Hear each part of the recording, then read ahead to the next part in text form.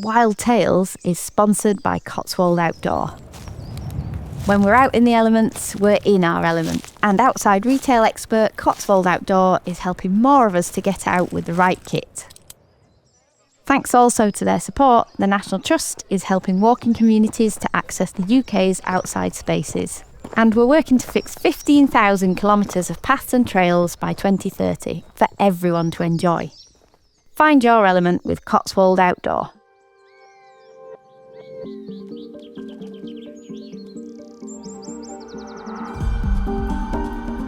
Hello, and welcome to Wild Tales. I'm Rosie Holsworth, and for this episode, I'm handing you over to gardens expert Heather Birkett. 9 months ago, we released a podcast about a tree that moved an entire nation. This was no ordinary tree, but one that stood majestically in a gap between the hills. A tree so iconic, it became a symbol of the landscape itself. On the 28th of September 2023, the world reacted with shock and sorrow to the news that the Sycamore Gap Tree had been felled overnight. Over the following year, we were able to go behind the scenes and gain access to the people closest to this story to uncover how this crisis unfolded, what happened next, and why it's meant so much to so many. And now, because of the renewed interest in the tree, we're re-releasing this episode, complete with an update at the end, sharing the latest conservation news from Sycamore Gap. As I sit with a cuppa, I can't help but reflect on the headlines that echoed around the globe. This one says, Sycamore Gap, iconic tree seen lying next to Hadrian's Wall after being felled. Another declares, famous Sycamore Gap tree found cut down overnight. And one particularly poignant headline, the last time I visited Sycamore Gap, I never imagined I would never see it again. I start my journey in December 2023, just over 2 months after the felling, to try and understand the impact of this loss firsthand. We've come to Northumberland. We're surrounded by green rolling hills which rise gently up and then drop away sharply, giving the whole landscape a sense that it's been tilted on its side. It feels remote, other than a few cottages and the occasional sound of a tractor or a car, and this fantastic stone wall. It's been here for 1900 years. Hadrian's Wall is a real feature of the landscape. So we've reached a gap between two hills. At the bottom of the gap, there's this fenced-off enclosure which surrounds the stump that used to be the Sycamore Gap tree. And I'm hoping to meet Andrew and Luke here today, who are going to tell me a bit more about what happened. Hi, I'm Luke. I'm one of the ranger team up here on the Hadrian's Wall estate. Hi, nice to meet you. My name's Andrew Pode. I'm General Manager for Northumberland Coast and Hadrian's Wall Country. And as you can hear in the background, I've got my dogs with me today. So I've got Goose, who's whining. Hello, who's Goose. Only 8 months old.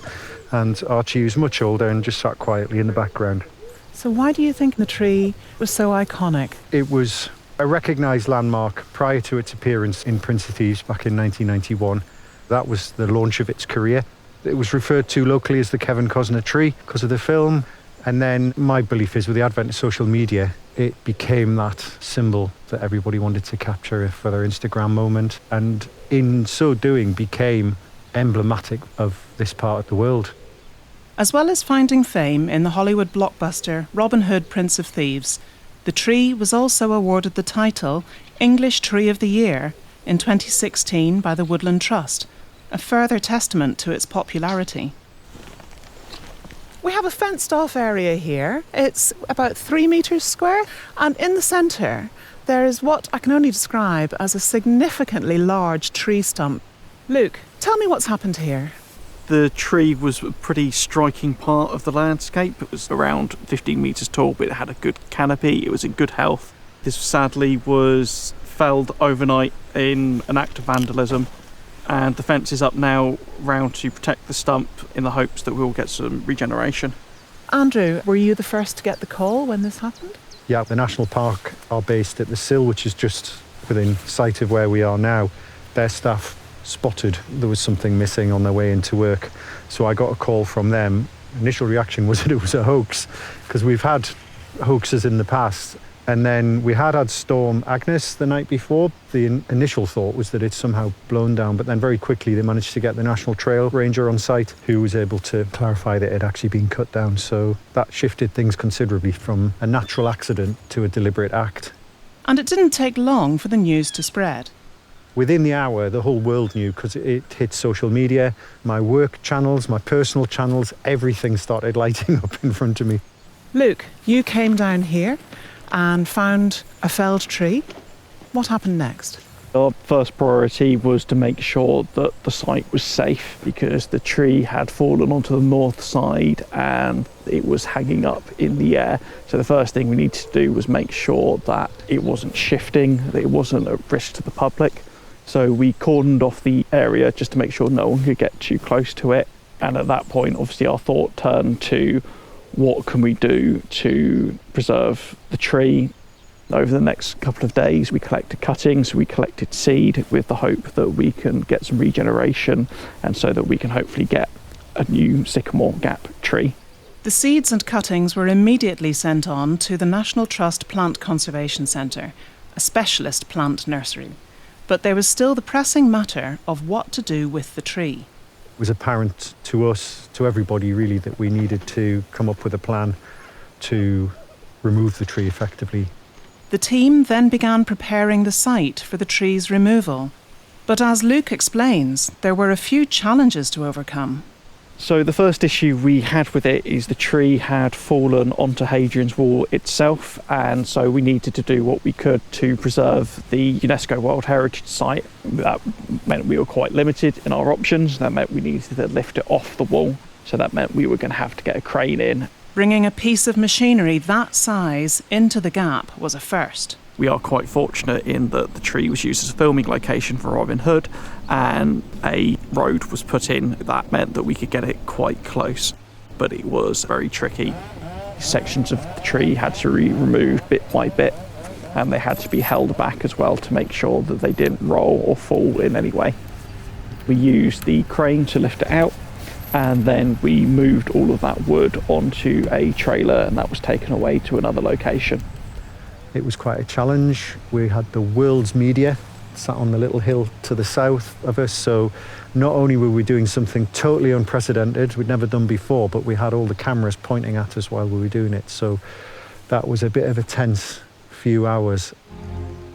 On Friday the 13th of October, the tree was carefully lifted off Hadrian's Wall and covertly transported to a top secret location within the National Trust.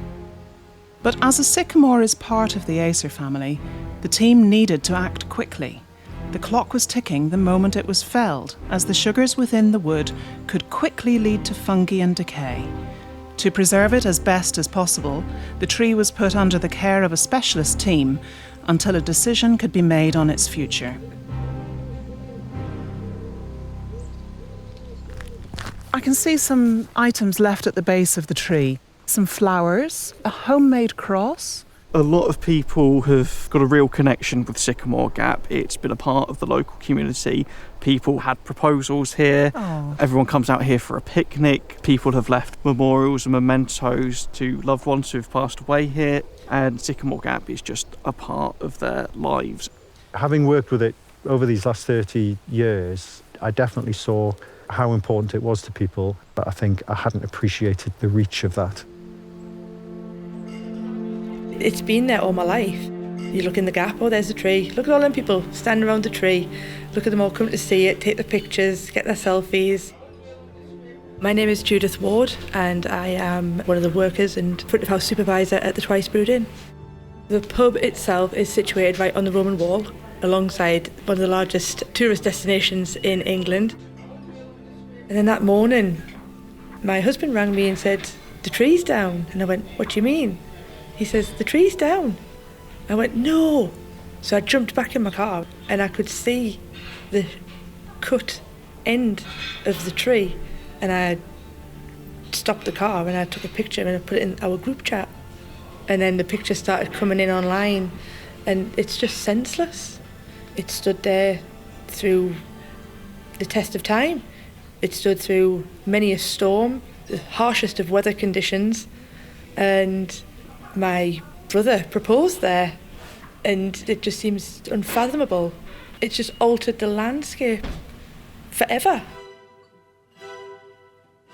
The global response to the felling of the tree has been heartfelt and touching, and in the days following its fall, the tributes and messages came flooding in.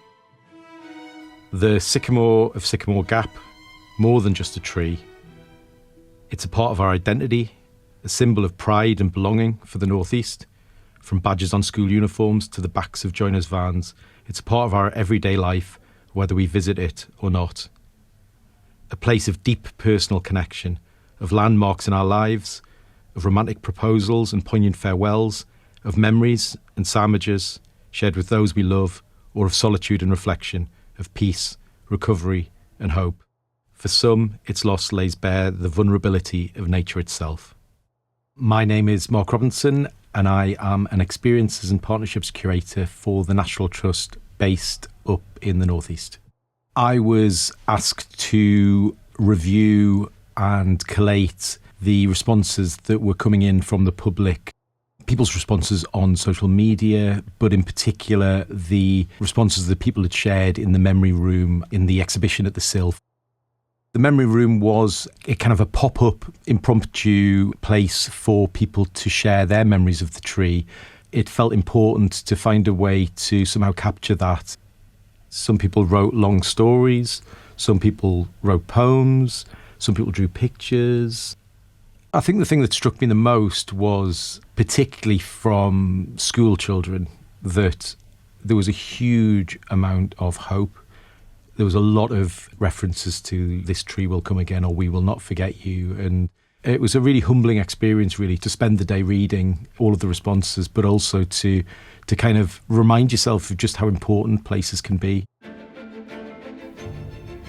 And while Mark and his team were sifting through the responses from the public, the staff at the National Trust Plant Conservation Centre were working against the clock. Once material has been cut off the tree, it is dying. So we need to get in there as soon as possible to do our work. I'm Chris Trimmer. I'm the Plant Conservation Centre Manager, and I look after all the rare and unusual plants in the National Trust. I actually found out that the tree had been cut down from our national press team. I had a phone call, and essentially we just started all the prep work behind the scenes. To move plant material, we have to issue what's called a plant passport. Did that straight away. One of our gardens consultants were actually on site within sort of day and a half afterwards, and they sent material down to us through the post. They sent it first class, and it arrived here 9 o'clock on Saturday morning. We asked for seed, which is one of the easiest methods of propagation, but also cuttings, doing grafting, budding from the same sort of material. So by Saturday 5 o'clock, everything was propagated, and it's all gone quite well so far. We've got 21 cuttings, we've got 5 budded trees, we've got 15 grafted trees, and we've sown 4 seed trays so far of seeds. But we don't know what's going to happen, but the stump that's been left behind will probably grow as a multi-stem tree, but it'll never look the same as it did, and it'll be another 200-300 years before it looks good. And then all their efforts paid off. They successfully propagated cuttings and cultivated seeds, creating a whole new generation of Sycamore Gap trees.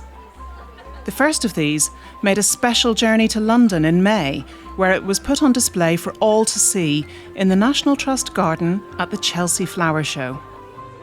The young seedling was placed into the garden by 7-year-old Charlotte and Dame Judy Dench, who affectionately named it Antoninus, after Emperor Hadrian's adopted son, inspired by the location of the Sycamore Gap Tree. Charlotte and her parents, Andy and Louise, travelled down from their home in Northumberland. Well, I grew up in Hayden Bridge, which is, maybe 5 miles from the Gap. When we found out the day it happened, both at work and Charlotte was at school, and that night went for a drive along just to see if it was true, and it was just so strange not seeing that tree there. And it was quite emotional, wasn't it, when you find out and you think, oh, it's just a tree. Why am I getting upset over a tree? But it's strange how a tree up in Northumberland is all over the world, has made such an impact on everyone. I just remember Charlotte was saying to me one day, oh, we've got to do this with the school, write a poem about Sycamore Gap. A competition was set up, inviting pupils from Henshaw Primary School, the closest school to Sycamore Gap, in which pupils were invited to draw a picture of the tree and write a short poem about what it meant to them. And it was Charlotte's poem which won. I went to see Hadrian's Wall and I saw a tree. It was a mindful tree. It was a mindful, famous tree. It was a mindful, famous, historical tree. It was a mindful, famous, historical, magnificent tree. It was a mindful, famous, historical, magnificent, welcoming tree. I really hope Sycamore Gap goes back. When I go and see the tree, it brings back lots of memories. After the show, the seedling was returned to the Plant Conservation Centre, where it continues to grow alongside its siblings until they are ready for planting. The first successful sapling has been gifted to His Royal Highness the King in honour of Celebration Day, a day dedicated to remembering those no longer with us. This special tree will be planted in Windsor Great Park for all visitors to enjoy.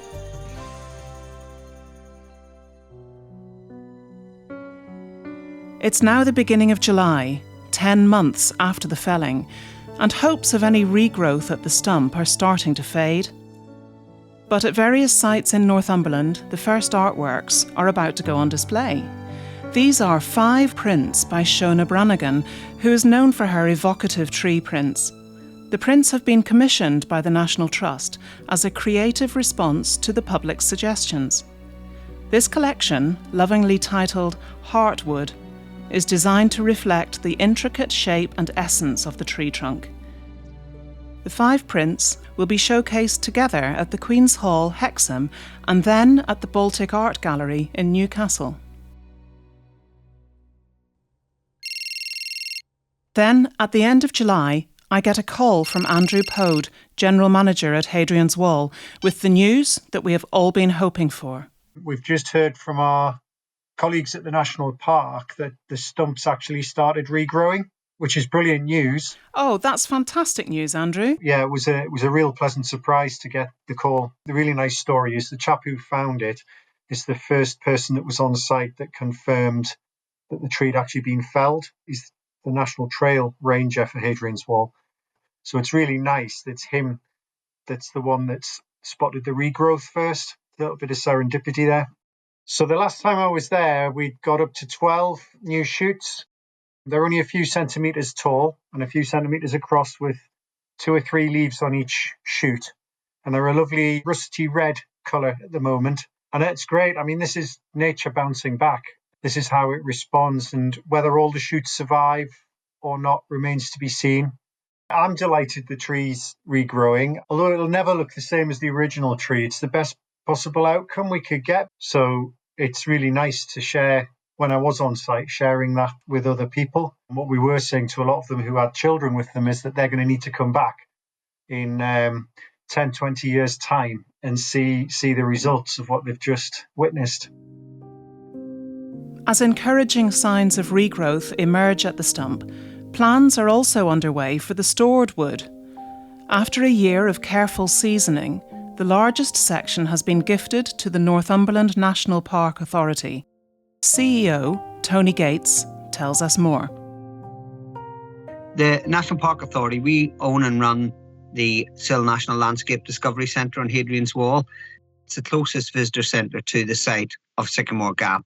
We get about 125,000 visitors a year through the centre, and it would have been one of the most popular starting points for people who wanted to walk to see the Sycamore Gap tree. And we gathered all the feedback that people sent to us following the felling of the tree.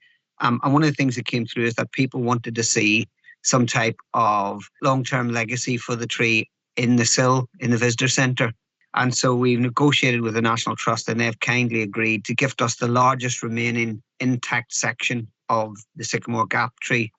And the idea is that we use that to create a lasting legacy for Sycamore Gap that people can visit in the Sill National Landscape Centre. And it means that people who maybe physically can't get as far out as the site itself can still have some contact with the tree. Earlier in the year, a call went out for artists to design an exhibition that would incorporate the gifted tree section. This exhibition is set to open at the Sill in the Northumberland National Park Discovery Centre 1 year after the felling. The commissioned artists are Charlie Winnie, Nick Greenall and Matt Sowerby. It's a beautiful sunny day in August and I've come to a barn in rural Cumbria, nestled between the majestic fells of the Lake District and the open waters of Morecambe Bay. It's a really special corner of Cumbria that feels incredibly tucked away. The barn is home to an artist's studio where the artists specialise in art made from wood. We're inside the studio now, and you might be able to hear a little bit of action in the background, some sawing and drilling, but I'm sat here with two of the artists involved. Good afternoon, my name's Nick Greenall and this is Charlie Winnie, and jointly we're both directors of a community interest company called Creative Communities, and we do kind of out there art projects with members of the community who might not normally get the opportunity to do that kind of thing. On this particular project, the Sycamore Gap project, we're working with a poet called Matt Sowerby. So we've got poetry, we've got Charlie Winnie, who's an amazing steam woodbender. If we come to you, Charlie, I wondered if you could tell us a bit about your work. The reason you can see all these strange, twizzly, curly shapes around you is because my sketchbook is full of these shapes, and part of the interest and the challenge for me is to take normal wood from a tree outside and use as little energy as possible and still achieve beautiful results. So can I ask, have you seen the tree? We have. Charlie was keen to study the material that he'd be working with, and there was a bit of mystery about where the tree actually might be. It may be in Devon, it may be in Berwick-upon-Tweed. And then they took us, and then the tree out of the darkness was revealed. When I saw it, I'd already met, like 100 people there who had tears when it came down. And I think looking at the bark of the tree and all the interesting swells and patterns, having already studied loads of photographs of the living tree, and it was like, oh my God, it's you. It's the same one. It was a strange feeling. Because I'd seen the tree in life in this dip on Hadrian's Wall. It was just very aesthetic. It was the right tree in the right place. And then seeing it cut up as a log, there was definitely a disconnect between seeing a log of wood and this formerly beautiful tree in life. So Charlie, what happens next? There were 2 stages to this project. You've come to us now about 5 weeks before the first stage is going to be complete. It's going to be the 1 year on exhibition at the Sill, and I'm making 5 giant canvases that are going to go on the wall that are going to depict the tree wrapping around the gallery, kind of life size. And then in the middle of the gallery will be our log, which the National Trust have kindly given us. So there'll be an opportunity for people to make pledges, and they may be pledges of what they're going to do for nature. And it's these pledges that will be gathered, and they will form part of the final piece that Charlie is going to make. So as a phase 1, that's an amazing way to capture people's feelings and connection with the tree. What happens to all those pledges afterwards? I'll show you. So in my hands here, I've got one of our samples from the final sculpture. So these are just ideas. I can see some twisted wood, almost in a spiral, with a lovely grain on it, and then engraved onto the flat side of the twist, some words. I will get chickens who will eat our scraps. At the exhibition at the Sill, visitors will see a section of the felled Sycamore Gap tree, along with all the artwork surrounding it. Charlie's also designed seating for the show, so visitors can sit, reflect, and immerse in the exhibition. So we're going to go next door now, and we've been steaming some wood. So the process of steam wood bending is we heat the wood in a steam chamber, and all the lignin and cellulose in the wood becomes malleable, and then you're able to bend it. It's quite a marvellous thing to see. So let's go and have a look. Sounds like magic. So this metal thing here is a compression strap that I'm going to put on the outside of the wood. It's got a compression strap because it's going to literally squash all the fibres as we bend round. The wood needs to be about 100 degrees. If it isn't, then it'll break. So this is a piece of ash that I'm putting in here. So I'm going to put it into the compression strap, and I'm going to see how many times I can bend this piece of ash around here. I'm going to go for number 4. There we go. There's our thing. And then it was my turn to have a go. Can you see all the sculptures over there? Yes. You're making one of them. Okay. Can you say they all look completely different? Yes. So there's no rules? Okay. You can do what you want. Charlie has handed me 5 strands of wood that we're going to wrap around here. Yeah. Oh, it's not easy. That's perfect. There you go. Like a granny knot in wood. Thank you so much for showing me your workshop, Charlie, and to show us how this wood is bent. And it really gives us an insight into the kind of methods and skills involved in the work that you're going to be doing for the Sycamore Gap project. The story of the Sycamore Gap Tree continues to touch people across the country and beyond. Stage 1 of the exhibition at the Sill was hugely popular with local people and visitors to the area.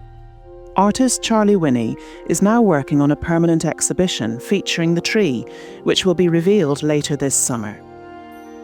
In summer 2024, new shoots began emerging from the tree stump, and conservationists noticed early signs of growth again this spring.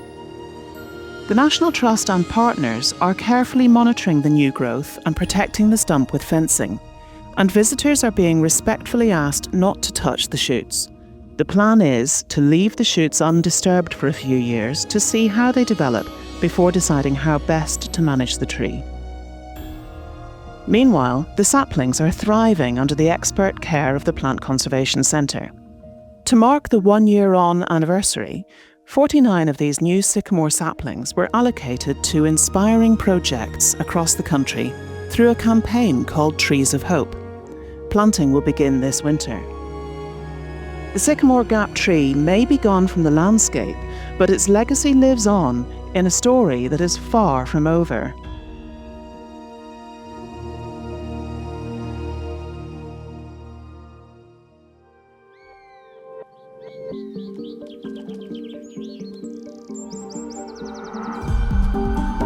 Thank you for listening to this bonus episode of Wild Tales. I hope you've enjoyed it. Make sure you get every episode by following Wild Tales on your favourite podcast app. Even better, leave us a review or comment on an episode. We love to hear what you think. Did you know Wild Tales is also on YouTube? Head to the National Trust YouTube channel, and you can also follow us on Instagram at WildTalesNT. While you're there, why not check out our history show, Back When? Or for smaller ears, Ranger Ray and the Wildlifers. See you next time.